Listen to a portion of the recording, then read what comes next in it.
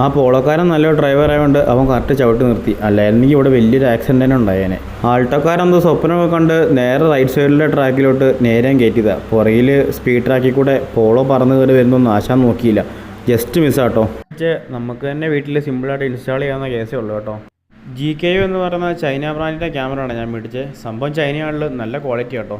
ഇതിൻ്റെ ബോക്സും പാക്കിംഗ് ഒക്കെ ആണെങ്കിലും അത്യാവശ്യം നല്ല ക്വാളിറ്റി പ്രീമിയം ഫീലൊക്കെ തരുന്നുണ്ട്. ഈ കാണുന്ന സ്റ്റിക്കർ എന്തിനാണെന്ന് പലർക്കും അറിയില്ല. എന്താണെന്ന് ഈ വീഡിയോ ഞാൻ കൃത്യമായിട്ട് പറഞ്ഞുതരാം കേട്ടോ. ഇത് കളയാൻ പാടില്ല, എടുത്ത് മാറ്റി വെക്കണേ. അഡീഷണൽ 2 സ്റ്റിക്കർ, പിന്നെ നമ്മുടെ വയറ് തള്ളി കയറ്റി വെക്കുന്ന സാധനം കേട്ടോ. അത് ഈ സാധനം വെച്ചിട്ട് തള്ളി വയറ് കയറ്റി വെച്ചാൽ മതിയേ. ഈ ടൂൾ വെച്ചിട്ട് നമുക്ക് ക്യാമറയുടെ ആംഗിൾ സെറ്റ് ചെയ്യാൻ വേണ്ടി കേട്ടോ. അത് കാണിച്ചു തരാവേ. ഈ കാണുന്നത് ക്യാമറയുടെ വയറുകൾ കേട്ടോ. അത്യാവശ്യം നല്ല നീളമൊക്കെ വരുന്നുണ്ട്. 12 വോൾട്ടിൻ്റെ പവർ സോക്കറ്റിലേക്ക് ഡയറക്റ്റ് പ്ലഗ് ഇൻ പ്ലേ ആട്ടോ. വേറെ വയറ് കട്ട് ചെയ്യാൻ ഒന്നും ചെയ്യേണ്ട കാര്യമില്ല. പിന്നെ ഈ കാണുന്നത് റിയർ ക്യാമറ യൂണിറ്റ് ആണ്. ഇത് നമ്മുടെ വയറൊക്കെ ഒട്ടിച്ച് വെക്കാൻ, അതായത് തൂങ്ങി നിൽക്കാണ്ട് ഒട്ടിച്ച് വെക്കാനുള്ള സാധനങ്ങളാണ് കേട്ടോ. ഇവനാണ് നമ്മുടെ മെയിൻ ഐറ്റം, നമ്മുടെ മെയിൻ ക്യാമറ. സംഭവം ഇതിൽ കൊള്ളാം, നല്ല വൃത്തിയൊക്കെ ഉണ്ട് കേട്ടോ. അത്യാവശ്യം ക്വാളിറ്റിയൊക്കെ ഉള്ള സാധനം തന്നെയാണ്.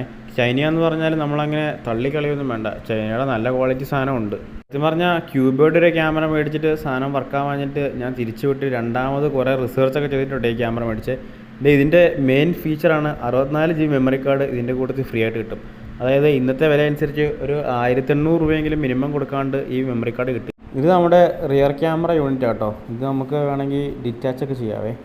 കാണാനിങ്ങനെ ചെറുതാന്നേ ഉള്ളൂ കേട്ടോ. സംഭവം ഇവൻ്റെ വിഷ്വൽ ക്ലാരിറ്റി ഒക്കെ ഭയങ്കര സൂപ്പറാണ്. വീഡിയോയുടെ ലാസ്റ്റ് ഫ്രണ്ട് ക്യാമറയുടെയും റിയർ ക്യാമറയുടെ ഒക്കെ വീഡിയോ വിഷ്വൽസൊക്കെ നൈറ്റ് വിഷനും ഡേയും എല്ലാം വിഷ്വൽസും എല്ലാം ഞാൻ ആഡ് ചെയ്തിട്ടുണ്ട് കേട്ടോ.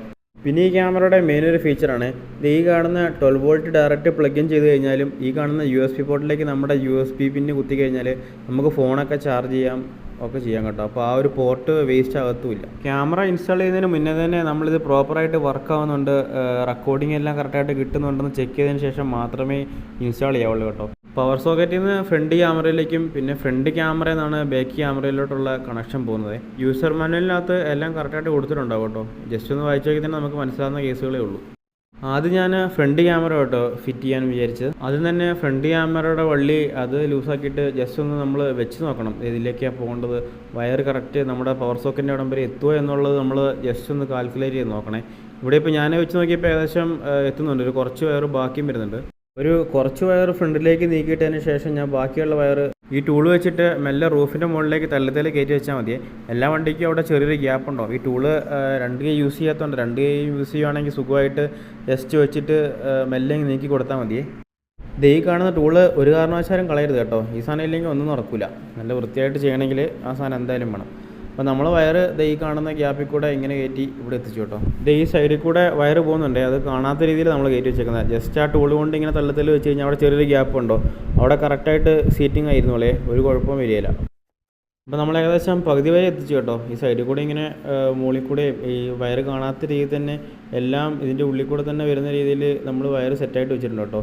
ഈ റബ്ബർ ബാൻഡിൻ്റെ ഉള്ളിൽ കൂടെ ഒക്കെ വയറ് പോകുന്നുണ്ട്. ഇതിൻ്റെ ഉള്ളിലേക്ക് ജസ്റ്റ് അങ്ങ് തള്ളിക്കയറ്റി വെച്ചാൽ മതി. അവിടെ ചെറിയൊരു ഗ്യാപ്പുണ്ട്, ആ ഗ്യാപ്പിലേക്ക് ആ വയറങ്ങ് വെച്ചിട്ട് പ്രസ് ചെയ്ത് കഴിഞ്ഞാൽ ഇതുണ്ടോ ഉള്ളിൽ നല്ല ക്ലിയർ ആയിട്ട് കാണാം. ഇതുണ്ടോ വയറ് കണ്ടോ, ജസ്റ്റ് അവിടെ ആ വയറ് പോകുന്ന രീതിയിൽ തന്നെ ഒരു ഗ്യാപ്പുണ്ട്. അപ്പോൾ കറക്റ്റ് അതിൻ്റെ ഉള്ളിലേക്ക് കയറ്റി ജസ്റ്റ് ഇങ്ങനെ പ്രസ് ചെയ്ത് കഴിഞ്ഞാൽ വയർ ഉണ്ടെന്ന് പോലും തിരിയാത്ത രീതിയിൽ നല്ല നീറ്റായിട്ട് വയറെത്തും കേട്ടോ. അങ്ങനെ വയർ നമ്മൾ ഇവിടം വരെ എത്തിച്ചേ. ഈ ഗ്ലോ ബോക്സ് അങ്ങ് ഊരി മാറ്റിക്കഴിഞ്ഞാൽ നമുക്ക് സുഖമായിട്ട് വയറിൻ്റെ ഉള്ളിൽ കൂടെ കയറ്റാം കേട്ടോ. കുറച്ച് വയർ ഏതായാലും ബാക്കി വന്നേ. ആ ബാക്കി വന്ന വയർ മടക്കി ഈ ഗ്ലോ ബോക്സിൻ്റെ അടിയിലേക്ക് ജസ്റ്റ് അങ്ങ് ഇട്ടാൽ മതി. ടൈ ചെയ്ത് വെച്ച് കഴിഞ്ഞാൽ അവിടെ നീറ്റായിട്ട് ഇരുന്നോളൂ. ഒട്ടും വയർ പുറത്ത് കാണാത്ത രീതിയിലായിട്ടോ ഞാൻ ഫിറ്റാക്കാൻ വേണ്ടി നോക്കുന്നത്. സംഭവം ഏതായാലും അങ്ങനെ തന്നെ വരുന്നുണ്ട്. ഈ സൈഡിൽ കൂടെ എല്ലാം ഗ്യാപ്പുണ്ട്. അപ്പോൾ ഗ്യാപ്പിൻ്റെ ഇടയിൽ കൂടെയൊക്കെ നൈസായിട്ട് ഈ സാധനം വെച്ച് തള്ളി കയറ്റി വെച്ചാൽ നീറ്റായിട്ട് അവിടെ ഇരുന്നോളൂ. ഏതായാലും ഫ്രണ്ട് ക്യാമറയുടെ വയർ ഒട്ടും പുറത്ത് കാണാത്ത രീതിയിൽ തന്നെ നമ്മൾ ഇട്ടിട്ടുണ്ട് കേട്ടോ. ഇനിയിപ്പം ജസ്റ്റ് ഇതിലേക്ക് ക്യാമറ പ്ലഗ് ഇൻ ചെയ്താൽ മതി. ഇതുണ്ടോ ഈ സോക്കറ്റിലേക്ക് നമുക്ക് ജസ്റ്റ് USB കുത്തിക്കഴിഞ്ഞാൽ നമ്മുടെ ഫോണൊക്കെ ചാർജ് ആവേ. അപ്പോൾ ആ സോക്കറ്റ് വേസ്റ്റ് ആവത്തില്ല. ഫ്രണ്ട് ക്യാമറയുടെ വയർ ഞാൻ ലെഫ്റ്റ് സൈഡിൽ കൂടെ വലിച്ചെങ്കിൽ ബാക്ക് ക്യാമറയ്ക്കുള്ള വയർ അത് ഫ്രണ്ട് ക്യാമറയിൽ നിന്ന് വേണം ബാക്കിലേക്ക് പോകാൻ. അപ്പോൾ ആ വയർ റൈറ്റ് സൈഡിൽ കൂടെയാണ് വലിക്കുന്നത്. ഇത് വലിച്ചാൽ ഇവിടം വരെ എത്തി കേട്ടോ. ഫ്രണ്ട് ക്യാമറ ചെയ്ത പോലെ തന്നെ നമ്മളിത് ഈ സൈഡിൽ കൂടെ ഒക്കെ വയർ പോകുന്നുണ്ടേ. അങ്ങനെ ഇതിൽ കൂടെ എല്ലാം വയർ നൈസായിട്ട് തള്ളി ഈ ടൂൾ വെച്ചിട്ട് മെല്ലെ ഉള്ളിലേക്ക് തള്ളി കയറ്റി വെച്ചാൽ മതി. അത്രേ ഉള്ളൂ കേട്ടോ കേസ്. ഈ ടൂള് ഒരു ഫൈബർ മെറ്റീരിയലാണ്, അതിന് അത്യാവശ്യം കട്ടിയൊക്കെ ഉണ്ട് കേട്ടോ. സംഭവം ഏതായാലും യൂസ്ഫുള്ളാണ്. ആ ടൂൾ വെച്ച് തന്നെ നമുക്ക് ചെയ്യാവുന്ന കേസേ ഉള്ളൂ. അങ്ങനെ വയർ വലിച്ച് ഏകദേശം ബാക്ക് സൈഡ് വരെ എത്തി കേട്ടോ.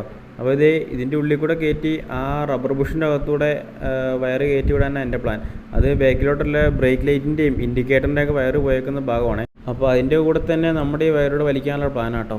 അപ്പോൾ ഒരു വിധത്തിൽ ഞാൻ ആ വയർ എൻ്റെ ഉള്ളിൽ കൂടെ കയറ്റി കേട്ടോ. ആ റബ്ബർ ബുഷിൻ്റെ അകത്തൂടെ വയറ് വലിക്കാന്ന് പറഞ്ഞാൽ ഇച്ചിരി പാടായിരുന്നേ. അപ്പോൾ ഞാനത് ഇതുപോലെ വേറൊരു വള്ളി അതിൻ്റെ ഉള്ളിൽ കൂടെ കയറ്റി വലിച്ചും കിടക്കുകയാണ് ചെയ്തത്. ഇനി ഇവിടുന്ന് നേരെ ഈ കാണുന്ന അത് നമുക്ക് ഊരിയെടുക്കാം കേട്ടോ, വലിച്ചും കിടക്കാം. അപ്പോൾ അത് ഞാനിങ്ങനെ തുളച്ച് കറക്റ്റ് ഒരു വയറ് കയറാവുന്ന രീതിയിൽ തന്നെ സെറ്റ് ചെയ്തേ കേട്ടോ. ഇതുപോലെ അങ്ങ് വലിച്ചെടുത്താൽ മതി. നമ്മുടെ വയറ് വലിച്ചെടുക്കാൻ പറ്റിയില്ലെങ്കിൽ ഞാൻ ഈ വീഡിയോയിൽ കാണിച്ചാൽ ചെയ്താൽ മതി കേട്ടോ, കുഴപ്പമില്ല, സുഖമായിട്ട് കയറി വരും. ഇത് കണ്ടോ, ആകപ്പാടെ ഇത്രയും വയറാണ് നമ്മുടെ പുറത്ത് കാണുന്നത്, ബാക്കി വയറെല്ലാം ഉള്ളിലാണ്. ഏത് ഭാഗത്താണ് നമ്മൾ ക്യാമറ വെക്കാൻ ഉദ്ദേശിക്കുന്നത് ആ ഭാഗത്ത് അതിന് പിന്നെ ഈ സ്റ്റിക്കർ ഒട്ടിക്കണം കേട്ടോ. ഈ സ്റ്റിക്കറിൻ്റെ മുകളിലേക്കാണ് നമ്മൾ ക്യാമറ പിന്നെ ഒട്ടിക്കുന്നത്. ആകപ്പാടെ ഇത്രയും വയറാണ് കേട്ടോ നമ്മുടെ പുറത്തേക്ക് വരുന്നത്, ബാക്കി വയറ് ഫുള്ള് നമ്മൾ ഉള്ളിലോട്ട് വെച്ചേക്കുന്നത്. ക്യാമറ ഫിറ്റ് ചെയ്യുമ്പം ഈ സ്റ്റിക്കർ വിഷ്വലിൽ പെടാത്ത രീതിയിൽ വേണം സെറ്റ് ചെയ്യാൻ. നടുക്കായിട്ട് വെച്ച് കഴിഞ്ഞാൽ ആ സ്റ്റിക്കറിൻ്റെ ഉള്ളിൽ കൂടി ആയിരിക്കും നമ്മുടെ ക്യാമറയിലോട്ടുള്ള വിഷ്വൽ വരിക. അപ്പം കുറച്ചും കൂടെ ക്ലാരിറ്റി കുറയാനുള്ള സാധ്യതയുണ്ട്. അപ്പോൾ ഇങ്ങനെ നോക്കി കണ്ട് വെക്കുവാണെങ്കിൽ നല്ല ക്ലിയറിൽ നമുക്ക് വിഷ്വൽ കിട്ടും.